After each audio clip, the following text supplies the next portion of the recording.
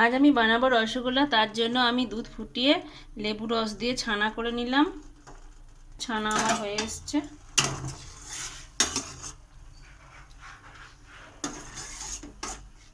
এটাকে আমি এবার ছেঁকে নেব। এখানে ছানাটা ছেঁকে নিয়ে জল ঝরিয়ে নিয়ে ঠান্ডা করে নেব।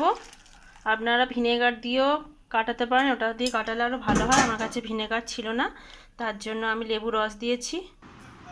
আমার এতটুকু ছানা হয়েছে, এটাকে ভালো করে হাত দিয়ে এরকম করে ঘষে ঘষে এরকম করে করে ম্যাশ করে নিতে হবে।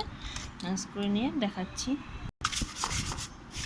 এরকম করে ভালো করে ম্যাশ করে যখন থালা থেকে উঠে আসছে তখন এগুলো নিয়ে নিতে হবে, গুলি করতে হবে ছোট ছোট। রসগোল্লা শেপ দিয়ে নিয়েছি, এবার চিনির জলে ফোটাবো। চিনি শিরা করব, 1 বাটি চিনি আর 4 বাটি জল দেব। এরকম বলে পড়লে রসগোল্লাগুলো এরকম ছেড়ে দিয়ে 5 মিনিট সেদ্ধ করে নিতে হবে।